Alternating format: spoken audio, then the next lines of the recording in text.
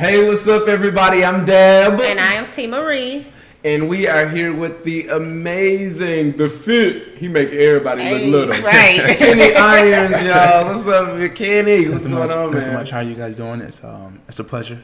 It's a pleasure to have you. This is awesome. I'm so glad we could get you on here. Absolutely. Like, why I'm so excited about Kenny is because he has a great story. Like, Kenny actually used to be in the NFL. Yes, NFL. And I had a short conversation with him about how he took that and started helping other athletes, yes, and even younger children also. Right. So yes, tell us a little bit about that, Kenny.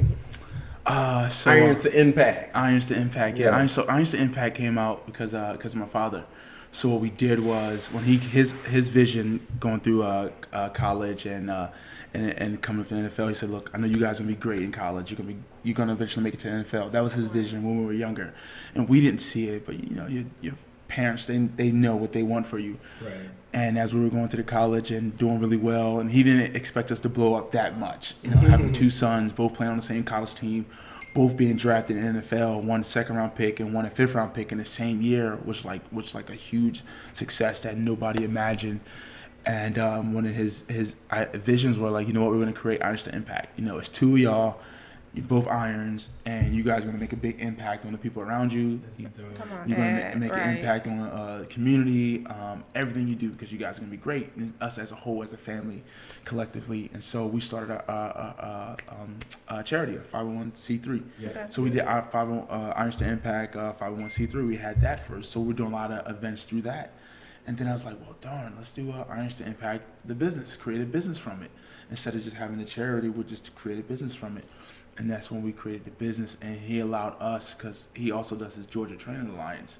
And so he allowed us to say, look, this is going to be you guys, yours and your brothers. Your just take that over. Right. It's going to be your thing. When you say brothers, is it just another brother or two? So I do have an older brother. We're 13 months apart. Okay. So he lives in Orlando right now. And I have another stepbrother. He's younger. He's, 22 right now?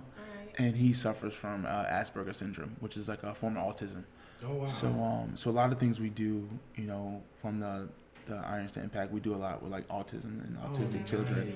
Nice. So I was telling you earlier, I do events. So an event I did for Super Bowl here in Atlanta, I did at the Whiskey Blue Hotel, and we had Autism Speaks come aboard and Shadow Warrior Foundation, because my father, he was in the Army. He was stationed over in Fort Bragg, and I realized the stresses I didn't know it early on.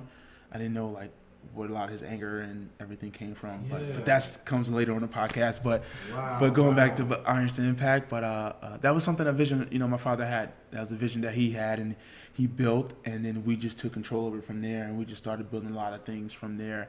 And he runs his Georgia Training Alliance, or something he started straight that he had from way ago. And Irons to Impact, he just pretty much groomed that to be myself and my brothers and ours. And we're just operating from that, which is awesome. We do a lot of like free camps. We don't want people. We know a lot of people can't afford the camps. They can't afford to pay $50, $60, $75 for these camps. So it was like, you know what? We know a lot of people in the community. We know a lot of business people. So they'll donate different things that we need for those camps. So we just want people to come for free and just. Right. What's the age group?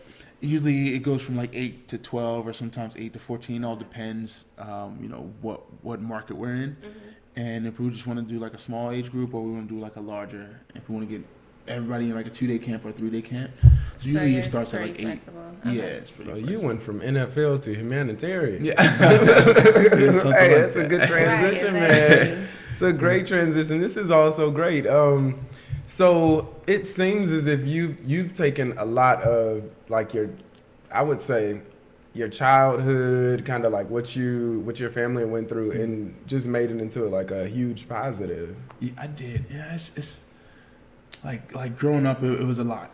Dealing with like my parents and my dad and my mom. She still lives in New Jersey. Like dealing with their divorce, and as a child, you don't know much. When they bring you in this room to mediate, back then you don't know this is like. You don't know how to handle it. Right? Yeah, you don't know how to handle it. So when they ask you these questions and you're like, oh, who do you like more? And you don't know they're actually using this for like information. Yeah, right. And so you're like, oh, I like my dad, because we spend a lot of time with him. Right. And then, you don't know these questions are actually being used against your mom. Exactly. As like ammo so they can send you with your dad. Because oh my God, I didn't even know that was the process. And how to do it. I heard about that. It's crazy. I didn't know it either until I got older. I was like, oh shoot. And my mom was like, Kenny, she's like, the last time I saw you guys was on this date. And I didn't know y'all were moving to Georgia until I think you were like a sophomore in high school when you called and said, Mom, I need like some clothes and this and this. Oh, and she was like, that's when I realized y'all were in Georgia because, your mom's dad, Miss Beauty, which is my dad's mom, she's like, she didn't say anything. She was like, oh, they're here, they're on vacation, they're doing this. And she's like, I didn't talk to y'all for years. I was like, what? I didn't know that. I just thought you forgot about us. I was like, what? And dealing with that, it became, I became that person that like always wanted to help people, always wanted to help and do something. Even if I didn't have it, if I did have it, I've always, you always found a way to help. I found a way to help, and then because I still have people like asking me for this or asking me for money, and I'm just like, I know. I was like, man, like I want to be like, nah, like no, I got a lot of business ventures I'm doing. Like, instead of say no. You know what the trick is? You got to start reaching out to people and asking them before they ask you. So they be like, noted. Right, exactly. That's the trick. That's so true. I definitely want to hear more about that, about the Iron to Impact, and you also help with financial advising. Yes. So, like, this is for the college students, right? College students. So, how that came about was, I was like, man, I knew the troubles I faced when I got into the NFL. Mm-hmm. Right. Because we're not taught, like growing up, we're not taught, what kind taxes. of troubles I faced? Right. We're not taught, stuff. credit. We're not taught. No. We're not taught. Mm-hmm. We're not taught a lot of those things. Right. So I knew what kind of troubles I faced, like getting to the NFL and seeing my first check for $800,000. Oh my God, yeah. And so once I get that check, I'm like, what did you do though? Like at that moment, like did you call your family up? Did you take a picture of it? And so I think all of it played together. And seeing that check, and I had a financial advisor at the time, and so but this. It was just crazy. My advisor was like, Kenny, he's like, yo, just put it in a FedEx envelope, this and this, and ship it out. So I was like, you sure? Like, right. I'm like, what's going on? If this check gets lost and somebody finds it, like, what's the team not gonna cut me another check? Right. $100K? Like, he's like, no, you'll be good. Just put next day, air it out, and everything else. And it's crazy. So that whole process of like gaining money, losing money, and gaining money. When I say lose, like, I saved up a lot of my money that I had. I saved up a lot of it, but I spent a lot of it, Right. Strip clubs, going out, buying nice things Being that you think you need, yeah, and being right. young. And I think I need those new Louis Vuitton kicks and Right. the Louis Vuitton commercialized shirts, and not Right. realizing, this is dumb. I don't even need What was this. your Like, age at the time? You got I that? was like that chick. 21, 22. Oh, that's 20. crazy. And so luckily I caught it early on where I was able to save a lot of that money. And I was like, oh, you know what? But I realized, I like to travel and do things and go here. And I said, oh, I got this money in my account and my savings. I'm good. Then it'll drop down. But I was never doing anything to replace that.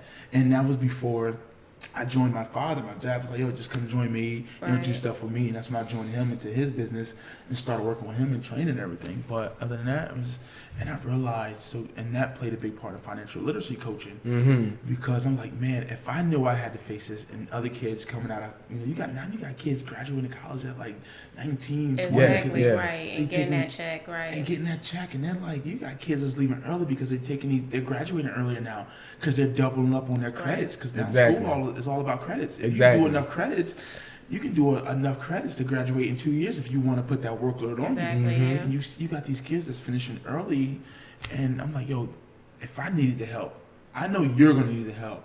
So what I did was partner with this company called Raymond James Financial, which is based out of St. Pete, Florida, but they have 2 offices in Buckhead. So I partnered with them. I told them what my vision was and what I wanted to do. He said, can I help you? I didn't have my certificate. So to work for a financial company, you need a Series 63 or Series 7.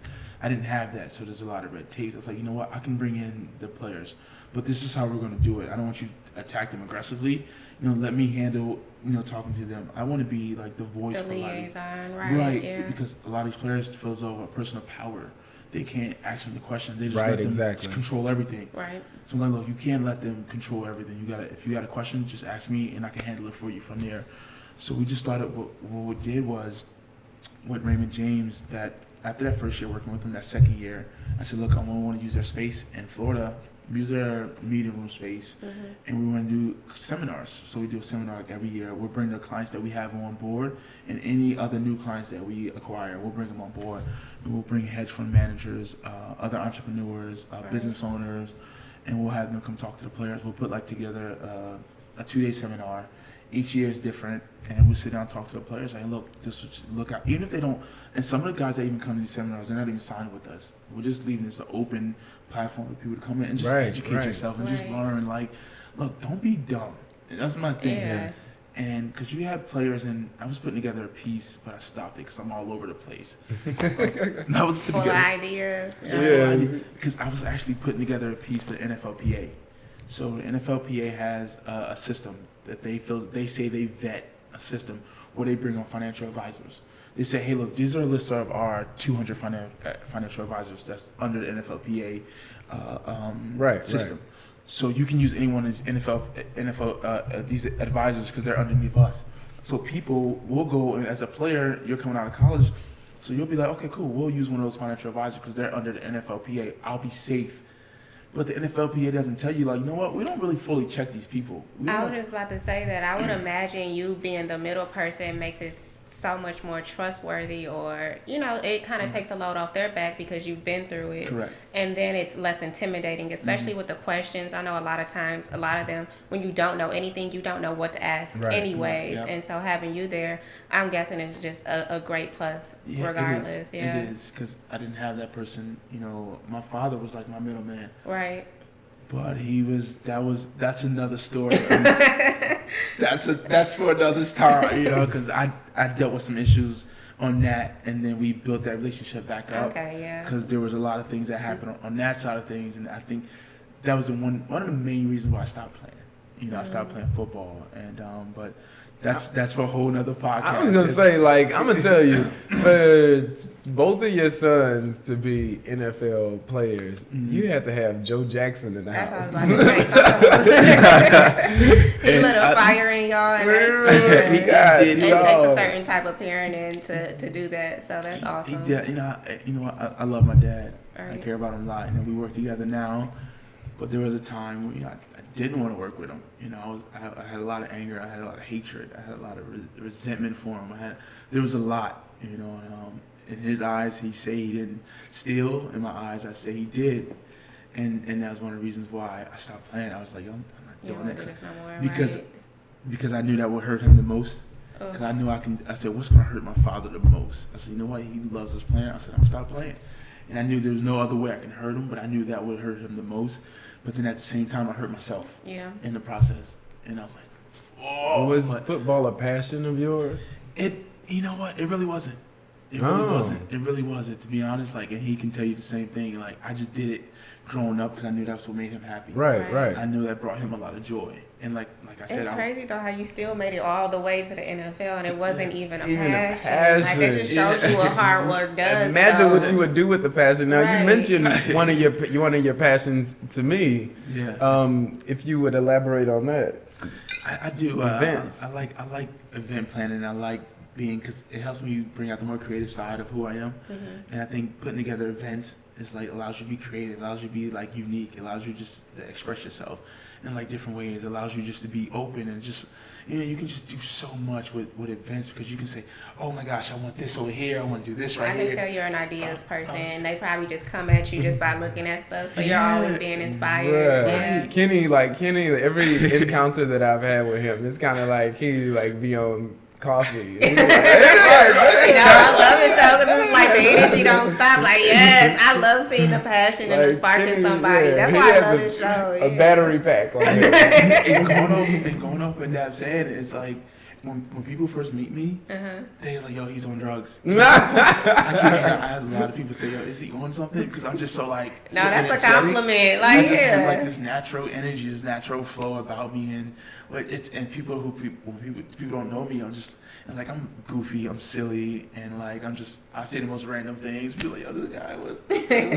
guy, like, and so but events is just like I love it, and it's just the one I'm working on. I did the one for Super Bowl. It was my first one, And I literally put it together at Super Bowl here when it was in Atlanta. I literally put it together in like 3 months. Are you serious? Trina, who helped me out with everything, and she said, Kenny, I just can't get it through my head. We're able to do something in 3 months where it takes people a year, a whole year, right? A whole year. That's what passion does, ladies and gentlemen. gentlemen. You put it together. She's like, I just can't believe it. She's like, you went and found a venue. She's like, got the contract signed. You went and got a caterer. Oh my God. You went and got the whole. I was like, yo, I said, Trina, I didn't even know what a step and repeat was. I was like, you know what I'm saying? I didn't know what it was. Beyonce will be playing over here, y'all. I was like, I told Trina, I didn't even know what a step and repeat was. they was like, you need a step and repeat. I was like, what the hell is that? But you found one though. I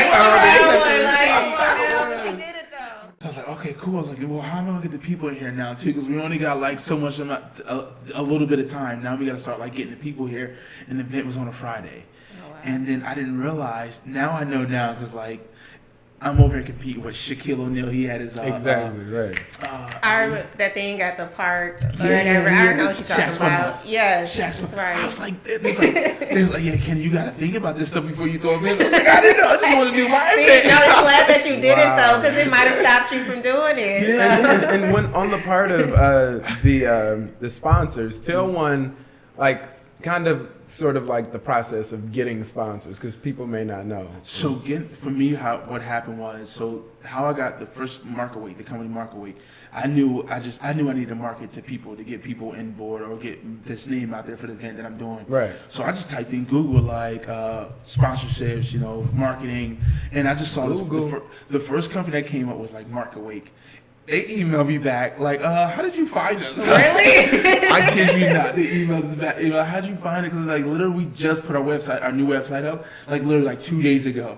I was like, well, you just popped up on Perfect Google, timing, so it was perfect timing. And I just emailed them. They had like contact information, so I just put my contact information in, and then emailed them, and then they emailed me back like in 3 days. Emailed me back. I had a meeting like that Thursday. I had a meeting when I went to their office in Brookhaven. It was in Brookhaven. Went to their office but other ways to find sponsors also. I'm working on sponsors this year. It's pretty much just going like trial and error, like reaching out to people you know. I'm a big firm believer in 6 degrees of separation, which you know somebody that knows somebody that knows somebody. Exactly, right. You reach out to person A, they'll hit person B, which will get you to person C, and then you eventually get to D. And so for this one, I only had 3 sponsors for my Super Bowl party here in Atlanta for Super Bowl 53. I only had 3 sponsors: the W Hotel, Market Week, and then we had Shadow Warrior was like, I wouldn't say a sponsor because they were a charity, but they were a part of it also. They helped out with a big part of it because they wanted it more for themselves. Says, look, we help take control of everything. We help you with everything else. So they marketed, did everything they could. They did it right. And I could have had more if I had more time. I think I would have got a lot of sponsors I reached out to. They said no because it wasn't enough time for them. Yeah, and it's a numbers game too. Like, And you really got to put yourself out there. Yes, exactly. You really like put your pride. When you're looking for sponsors, it sounds as if you have to just put your pride all the way aside and just do what it do. Like you said, the 6 degrees of separation. Because I think for me, when I think of sponsors, like I'm thinking like, oh, I gotta have a PR person that knows this person. They gotta reach out to this person and take them out to eat. And I think it's this big long process. When really it sounds like you just send an email, right? You just email somebody, they'll hit you back, and then a lot of times it's just like you just gotta keep going after it because more chances. Follow-up game. Right. Like people want to be a part of what you're doing more than you think. Yes, because I say that all the time. They want to be a part of more than you think. And the more times you reach out to people and like let them know what you're doing, it's like, oh, we might be interested. And even if it's small, they know you still gonna have audience. Just like we're going on events. How I'm figuring out the sponsors in Miami. Okay. I was like, no, I like think, okay, cool. Everybody goes after a liquor company. Everybody goes after the big box company. Right, the typical. I was like, I don't want to go after, because most of your liquor companies, they'll sponsor, but they're only going to give you product. They're not going to give you the money you're looking for. A lot of times we need money. I need money. I said, look, I don't care about the NFL. We don't got to be a part of the NFL. So going on with the events and the sponsorships. Right. I said, Trina, let's go after this cannabis company, because I was on Instagram. And the reason I thought about cannabis company, I was browsing Instagram, right? Right. And so this guy who runs this cannabis line, this CBD line, and he made a donation for $250,000 to some charity or whoever it was. I say, right. I'm money to throw around like that. And then the next thing that hit me, when Jay-Z partnered with this other CBD company, I forgot, they said Jay-Z went and looked and had like a list of like 5 companies he wanted to go after.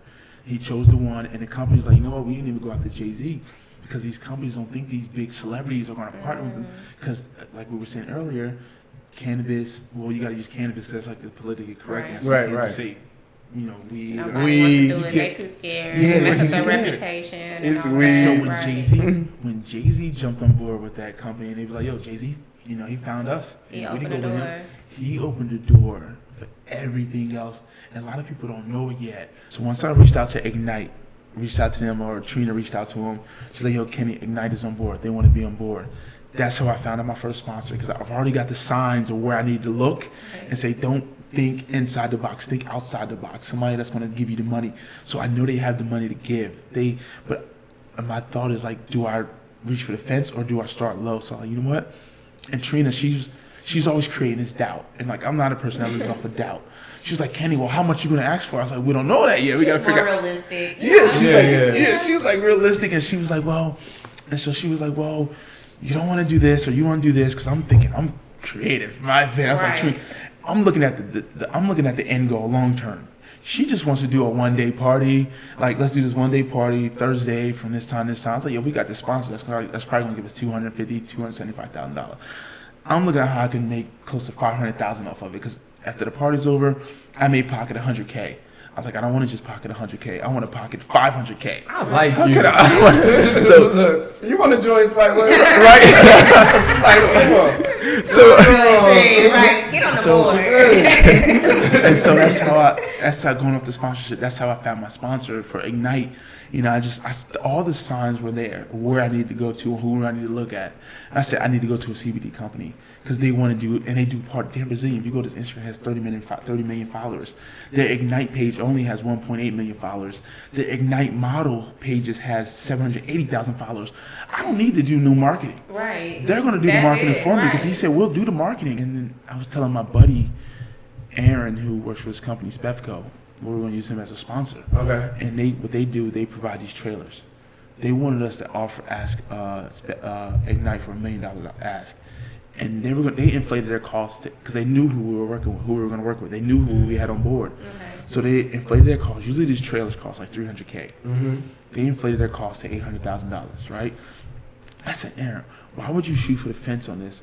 And I didn't cuss him out, but I was upset with him. Right. I was like, you're one of my good friends. I said, you're one of my good friends. I said, why would you tell your boss, you know, all this extra stuff so they can inflate their costs? Because you already told me what it's going to cost. But they inflate their costs. It's going to cost $700,000, $800,000. Because I knew, right. I said, Aaron, I'm looking at, the only reason I came, I told Aaron, Aaron, I don't need you. You know, I said, I can just use the venue itself. And that's why I ended up using the venue.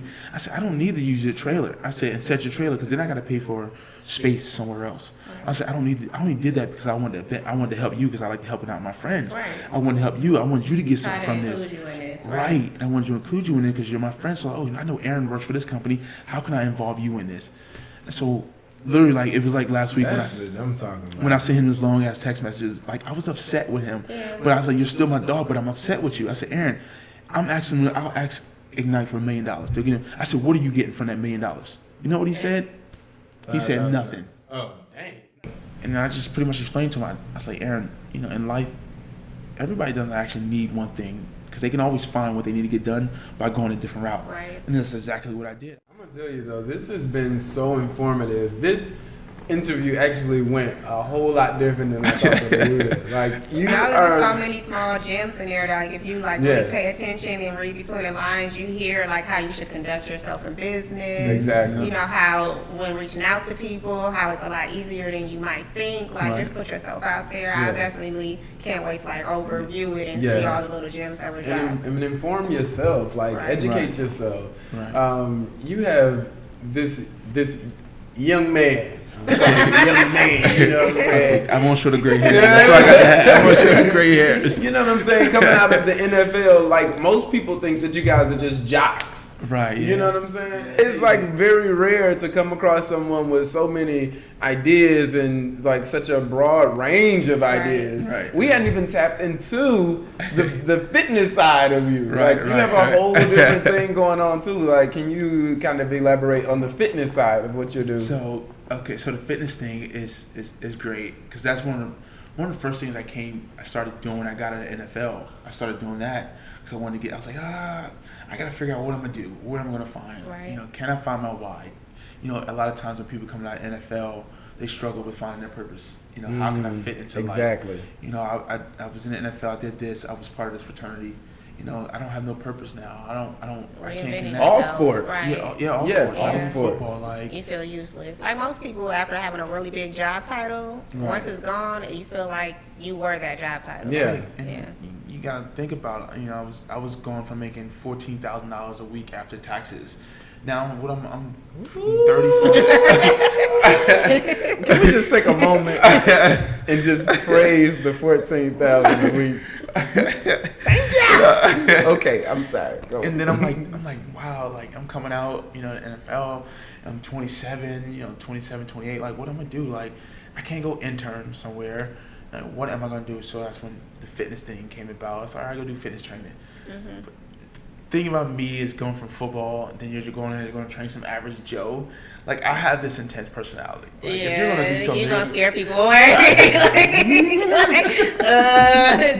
not doing all that, Kenny. That's exactly what I think that's exactly what I did to my girl at the time, which is now my ex. She was like, Kenny, you gotta understand, like, your workouts are actually hard. I was like, well, I tried, I did it. She's like, Kenny, you're not looking at yourself. Right, okay? you like, starting up here. Right. I'm starting up here. Yeah, so I started doing these things called spin boot camps at Chastain Park. So I went, and this is just me, like, I'm gonna do these spin boot camps. I'm gonna do this. I didn't really like sit and think about it first. Like, how am I gonna get these bikes to Chastain Park? And so I didn't actually. I was like, all right, I'm gonna go buy these spin bikes. I'm gonna promote it. I'm gonna invite all my friends. I'm gonna do all this other stuff. It's gonna be exciting. It's gonna be something different. You got your cardio and you got your weight. Exactly. Which is crazy because there's a concept out there that's like that, and I was creating something that's just my ADD. Yeah. It's the creative side of me. Like, I create. If I would have stuck with it, I think it'd have been. I probably could have been making $10,000, $15,000 a month off of this if I would have stayed with it. And that's when we talked about earlier. I like, you know, helping people and seeing change in them and them feeling like great about themselves, and that's how the fitness part came out, just out of football, just me trying to find my purpose and find something else to do, and then joining Barry's, which was like a group fitness class, and Barry's is funny.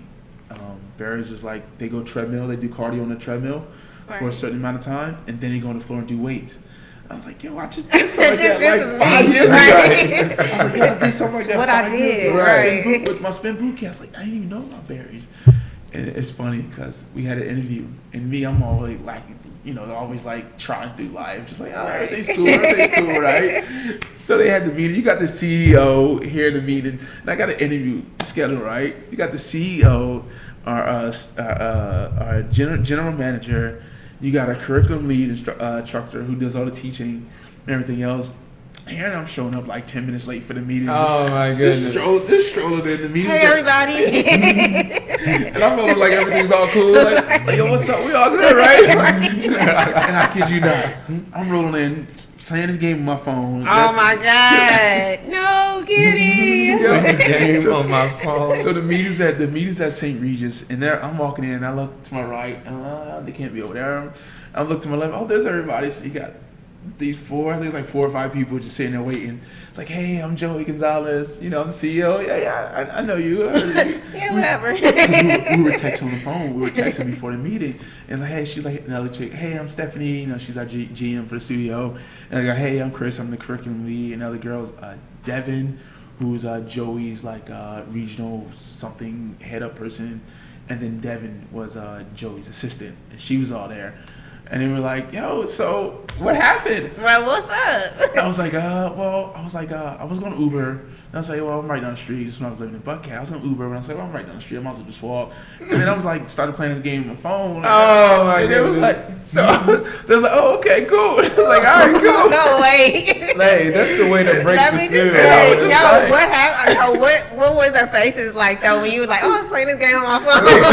I would not dare say that. I kid you not. They literally was like, they started laughing because I was like, yo, he's like really, he's like honestly. They probably had to laugh and keep from like cussing you out. Like, I'm gonna tell you, it's kind of hard not to like Kenny. But you know how you be like, ha ha ha. We gonna talk about this later when you leave. Right. They're like, cause they were like, they was like, yo, he's like serious, right? He's like really real. He was like, I was like, and he was like, cause you know when we had dinner like later on, when I got the job, when we had dinner later on. They still talk about that. They still talk about they was it. like, Kenny, we were all like, when you left, we were all like, yo, he wasn't playing around. Like, he was oh my like, God, serious. you're like the Mark Zuckerberg of fitness.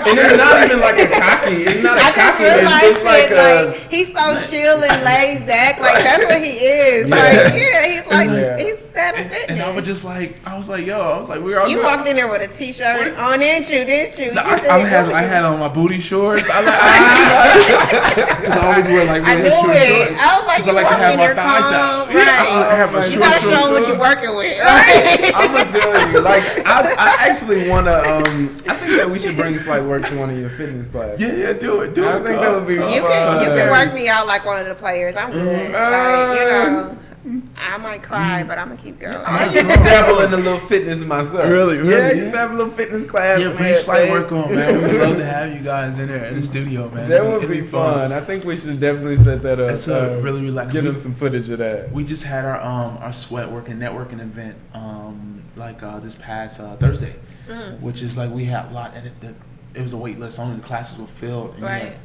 You had, makeup people who ran makeup businesses. You had people who owned this other young lady who just opened up it's this place called like Of Me, but she opened up a business similar to that in Buckhead, and so she came the owner, the doctor owner, whatever. I think she's like a doctor, and she does like Botox and all this other stuff. Okay, right. So, give me her number. I got the card because the girl who works for her, she came into the studio and she wanted to hand out some of her cards. You want his nose? So you want your nose?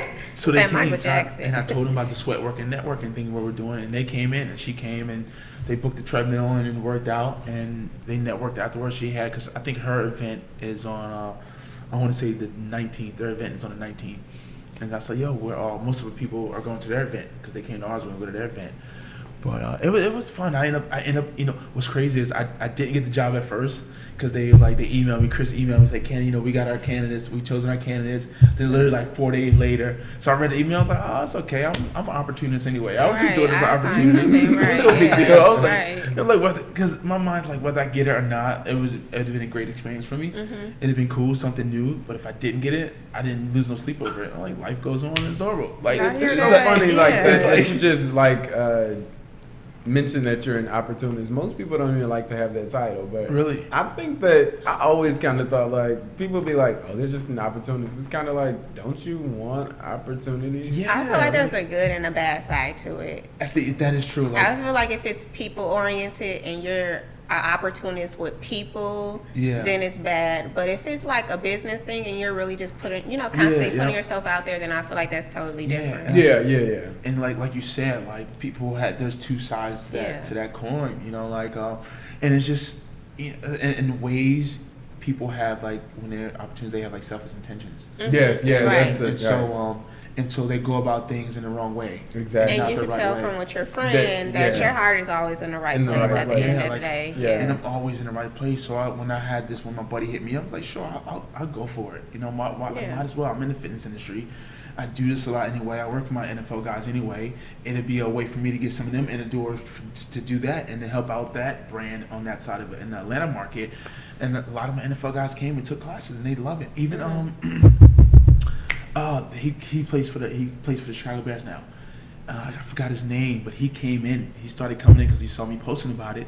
So he started coming in class, and he runs. He started his other business, but he comes to Atlanta a lot because he's always at the little bit. Come on, Dominique, help the man out.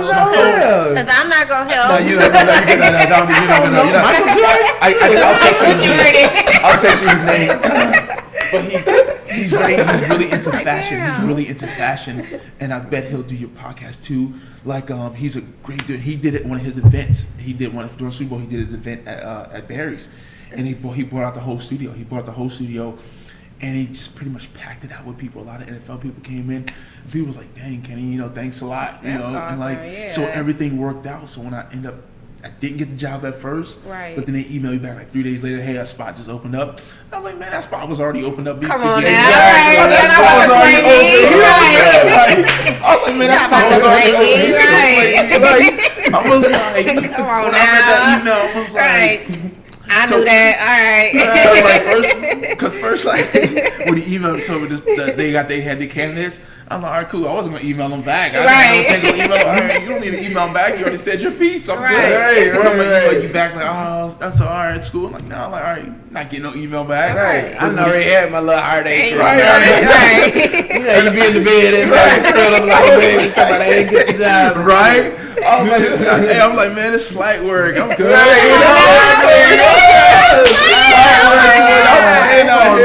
what it's all about. Right. Like I'm gonna tell you though, like everything that you've spoken about today, it just seems like slight work to you. It's just kind of like even just you like hear the fun, but you hear the hard work. You're like, I love it. Your passion is really. I love it. I do. Yeah, like you are the epitome of what we project. Like this is really great. And then I got the position, and you know what's crazy though?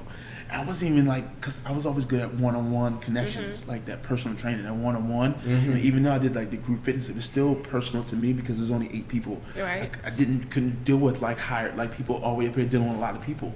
So I struggled real hard. Like, I'm like, shoot, I'm about to get fired. Like, like the one guy, Jamal, who they had before me, who was really good. He was like the face of the Atlanta brand right here, right? Right. Then you had Steven, who was really good because Steven worked at Orange Theory Fitness for like 3-4 years.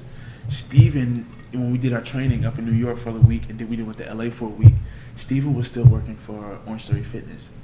And I was like, man, you shout out to Orange Theory. And so while he was working for them, right, company A, right, he was on with company B taking this training session. He couldn't take pictures while we were up in New York. Because he was still with Company A, and he didn't want Company A to know about it, right? He was on a sneak tip. And I was like, yo, you're already making good money with Company A. Why would you even just go for something shiny? Keep perfecting this over here. That's bad. And you know what happened to him? Steven has an alpha personality. Me, I'm more laid back. I'm a behind the scenes person. I don't care if I play the NFL. I don't care. I'm more laid back. I don't need to be out in the forefront. I'm the back type person here. I'll step in over here if I need to. Step in over here if I need to. I'm good to go. There's not a lot of a lot of attention on me. So Steven, I guess he was having bad energy with Lindsay, who was like our other manager or like other instructor, but she was like our manager. Long story short, they ended up firing him. I was like, I thought I would get fired first. I seen it coming. I seen it first, right? He got fired first. Now that he got fired, they had a no compete clause in the contract, so he couldn't go back to Orange Theory. So he was hurt. So he was hurting for money. He was hurt. I was like, Steven, what are you thinking? I was like, dude, you're already with Company A. You should just stay with that. Don't go because something shiny over here you think is gonna grow. Like, you already had your fan base and your class has grown at Company A. You stay with that. And then next person, the person that was the face of the company, the other guy, Jamal, he got fired next. I was like, yo, you next. I was like, yo, I'm lasting before y'all. I thought I would be go first. And so in between that time and him like letting go, because Jamal did some things where like he should have missing classes, going out, his priorities weren't in line. He's young, his priorities weren't in line. Right. I think in life, you got some things that come before others. The fitness is something you want to do. You got to make that a priority. Right. Like I always tell people, and a lot of people don't. I said the clubs, the nightlife, that's never going to go anywhere. That's always going to be there. The way you're going to live your life is not going to be there. You got a small window of opportunity to direct your life the way you want to. Because once you get older, that those years start adding up. You got a limited amount of time to do what you want. I mean, I can't say you have a limited amount of time, but to perfect it the way you want to, that window closes early on. Like, so if you want to put the time, you got to put the time in now. You can do it later, but then it's going to take a lot more time to build it to what you want. Just like, because you look at stories like Steve Harvey, who always wanted to do the comedian, going to do the comedy. He was sleeping out of his car, and it didn't come on until he was like 40 or 50. Right. And he's like successful now. And could have had to happen early on, but that's just like that still was like those 20 years that took him to get to that point. Exactly, right. So I'm like, I'm looking at like, Jamal, like, yo, your priorities are way off. You shouldn't be out getting drunk and waking up missing classes. This is a business. This is a brand. Right. That has to come first. Is this what you want? You got to focus on that. I was like, I know I like fitness. I like it. This is something I want to do. I want to control it here and there. This is something I like. And so I'm still with the company. 2 years later, I'm still with the company. I'm just like, wow. And they're like, Kenny, you're amazing. You're reliable. You're always, showing up, doing what you was expected. This and this. I'm like, hey, I just saw the opportunity. I took it. I took it. That's what you do. Like, you seize opportunities. And then I a lot of things come from that. I got this nutrition company. They want to do some work with me. Like, they want to, like, hey, we want you to be our ambassador. So he's like, hey, we want to send you a lot of product. I think it's called like RSP Nutrition or something. We want to send you some product, and like, so you can do this. I was like, yeah, send me some product. All right, cool. I'll throw it on the gram a little bit. Hey, you want to send me some more product? Throw me some more product. I'll throw it on there, whatever. And so, and it was that, and then this other young lady who works for this other meal company, she was like, Kenny, I want to send you free meals. So she's been sending me like free meals. She'll come she'd take my classes just so she can bring me meals and stuff. And she was like, Kenny, when you light a fire, baby, come on now. When you light a fire. So she'll come to my classes, just take my classes. She'll tell her boyfriend, like, I gotta take Kenny's class because he's very motivational. He tells me this. He's like, yo, he's like, just always somebody out there coming to take your position. Right. Don't ever get comfortable. She's like, Kenny, once you said it, and I always tell people, I tell people in my classes, I said, look, two things in life are always going to determine who you are. I said, your patience when you have nothing, and your attitude when you have everything. And that's what I tell them. And she was like, Kenny, when you said that, it just changed my mindset a totally different way. Like, she was like, because I think about it every time I wake up. She was like, because there was a point in my life when I had nothing, and I got into the doing the meals and stuff. Like, she was like, I felt my attitude change a little because I thought I was making it. I felt my attitude change. I felt my attitude change towards some of the people around me. She's like, when you said that, it kind of like snapped me back to reality. It clicked. And I said, that's just how it is. Because people, like when they feel like they fight to get it because they don't have anything. Like, so they say, oh, I gotta do this, I need it. Right. Like, just be patient. It's gonna come. Just be patient.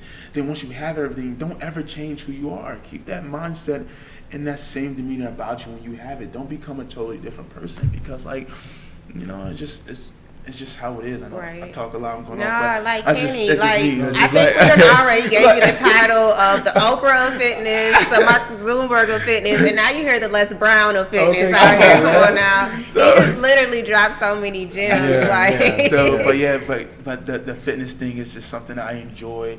Right. It's something that I jumped into out of playing ball. It's just something I got into because I was like, I want to do something. I know fitness is something I enjoy. And then I ended up partnering with my father and working with the NFL guys. And that's not like it's a year-round thing, but it's a lot of times not like a lot of work had to be placed in it because a lot of times had to be put in something else. But when the football season's over, they come back for training. Right. And then we got to train, and then it's the pre-draft training. So college football season's just started. So then you got pre-draft training is from January into April. The draft is in April, so that's when you really focus in. Right. A lot of those guys you bring in, you got your pre-draft training period. So these are guys who want to enhance their skills to get drafted. Maybe they're 4th-round draft pick grade, and they want to try to slide into the 3rd round. They say, well, we'll give you a 3rd-round grade if your 40 time is a 4.5, if you can get your 40 down to a 4.4. So that's what they come to us for, to get those times down. So the agent will come. The agent say, well, all right, here's 7,000, here's 10,000. And that's the thing about training, which is so good because you can change your cost based on your player. So if you're a 1st-round player, well, you're a 1st-rounder, we're gonna charge your agent $20,000. And you're a 4th-round player, we're going to charge your agent $5,000. Mm-hmm. And so you get that money for that period of time. So you can turn around. If you bring in 10, 15 guys, you can bring $100,000 in just from that small period of training. So that's what makes it so good But then you still got to find something else to do for that other duration of time. Because once those 3 months of training is over, yeah, you got that money. You get a quick check for. Oh, I thought I dropped the phone. Sorry, you got to edit that out. So you just make sure you don't drop that microphone. Right? Yeah. I know it only records for a certain amount of time. Is the time good on there?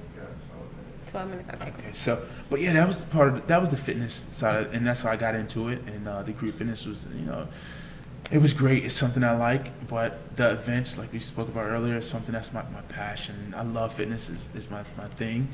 It's great. I love working with my father, but eventually I want to get into more just focusing my attention on the events. Yes. I want to focus my attention on that, so I'm not all over the place. But I know, the training and the fitness is what pays the bills now, right. Which, it's good money. I like it. It's good money, but, you can do anything and make good money. Yeah, and it sounds like you found your niche to be able to help people while also energizing yourself and filling yourself up and everything. Yeah. But it does sound like you're an ideas person, so I know you're probably I need to move quick into something else, to stay energized and everything. I love it. Say someone's in your position, they're looking at this as a career or a lifestyle that they want to pursue. What advice would you give them? I would just say, just be consistent. Commit to whatever you want to do. Just commit to it. In life, you got to have that commitment, and then you got to have consistency. And then once you create that consistency, you got to execute.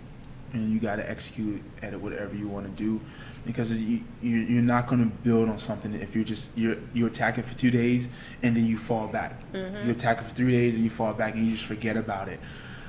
Because there's one thing I'll leave your listeners with is you got to choose between the two pains in life.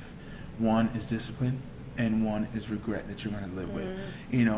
If you being disciplined is very hard. It's one of those things that's hard to do. Yes. Not everybody can be disciplined. If you want to focus on something, you gotta know, okay, this is what I'm gonna focus on, but you gotta sacrifice something. Right. Discipline comes with sacrifice, and you gotta sacrifice something. You gotta give up something, whether that's going out, whether that's not talking to this person for X amount of times, but it's gonna pay off at the end. Once you create that, if you say, 6 months, I'm gonna be disciplined, I'm gonna work on my diet, I'm gonna train every day, this is what I'm gonna do.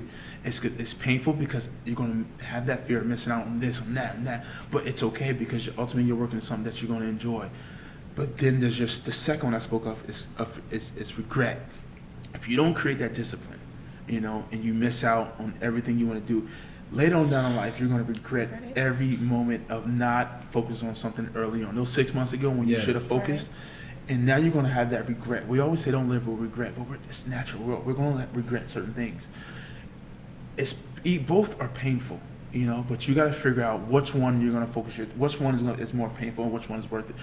It's worth it to discipline yourself and just focus for those 6 months or 7 months or 2 years or 3 years, whatever it is, just focus on it. Because people tell you, I teach my classes, I tell my classes every time. People always tell you, just keep going, just like at the end of the tunnel, just like at the end of the tunnel.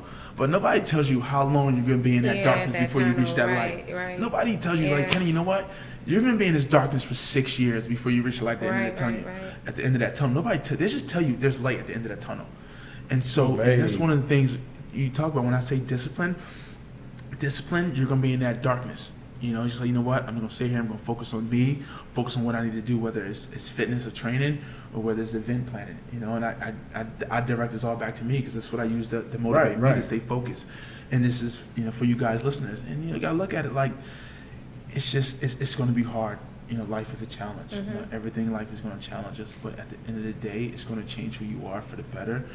And you just got to focus on it. And then I'd rather you be disciplined for those 6 months, that year, those 2 years, and live in that darkness. Because once you get out of it, you can say, wow, I've reached my goal, and then set new goals, set something else. So I would just say that, the two pains in life, discipline and regret.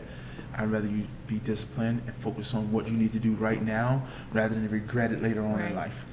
So, okay. And so if you had to talk to your younger self, mm-hmm. not our listeners or viewers, what would you tell yourself?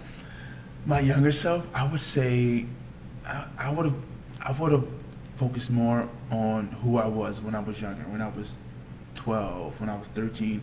Instead of doing something that gave somebody else joy, I would have did more of what gave me joy, something more that I love. Because going into football, it got me into college. It got me a free scholarship. That was great, but it wasn't something I didn't enjoy. I could have got an academic scholarship that paid the same way. It could have paid my way through school the same way football did. Right. And I would have focused more on what gave me joy, what made me happy, what gave me excitement, what gave me fulfillment. Because I always dreamed of being like this successful business person. Wow. And I still have that dream. That's what I still want it. I want that. That's why I talk about You're creating it right now. Right. Yeah. I always had this being successful. Football wasn't, it was just something that, okay, that's the only way I knew to get a scholarship. Because my dad said, well, I can't afford to pay for college. And that's what I would tell my younger self. Do what I want to do, not what I think somebody else enjoys or somebody else like. Do what you want to do, Kenny. Like, do what you like. Like, focus on you first before you focus on somebody else. Like, I love my dad and everybody else and my brother and my sister, but I want to love myself, you know? Like how people always talk about self-love and being selfish. Like, I should have been selfish early on. Yes. And focused on myself and did something else. Then I would have came out, you know, a better person. And not a better person, but just like more self-fulfilled. Yes, fulfilled. Yeah, like football, and I just wasn't fulfilled because I created a lot of fake love. And I didn't have a lot of genuine. I'm very had genuine. Some resentment in there, yeah. And I battled with people using me and me just giving a lot of myself to a lot of people that didn't appreciate it. And then I didn't have to worry about that if I would have focused on who I was. Yes. You know, so. Man, Kenny, let me tell you something. You filled me up today, like straight up. And that's why I love doing this, because you're talking to somebody right now, and our viewers and listeners can tell he's very passionate about what he does. Like, if you've got anything from this, you can hear in his voice and his speech and his tone, everything, that this is something that he loves to do. And when you're doing something that you love, it's easy. It sounds like it just rolls off your tongue. Like every story, every instance, it doesn't seem like he's shy or timid about any of it. Like, I love it. Like, thank you so much for blessing us today. You definitely thank you. Did your thing so much, today, Mr. Irons. Thank you. I appreciate it. Man. Yeah, so let the people know where they can find you. Instagram at kenny.irons23 or email kenny.irons@ironstoimpact.com. And that's pretty much it. Just Instagram, which I just post fitness videos, so you're not gonna get much unless you want to do fitness. But or you can email me if you have any questions or want to reach out, or I'm always available for dinner dates too. Oh my gosh, love connecting on Slight Work. Singles. Oh my goodness, Slight Work singles. That's so funny. Yeah, Katasha, did you take that down? No, I'm just playing. But yo. We're going to wrap this up. I'm Dab. And I am T. Marie. And we got Mr. Irons, Kenny Irons, with his Slight Work shirt on, y'all. Yes, but thank you for tuning in to Slight Work. Enjoy, you guys. Peace.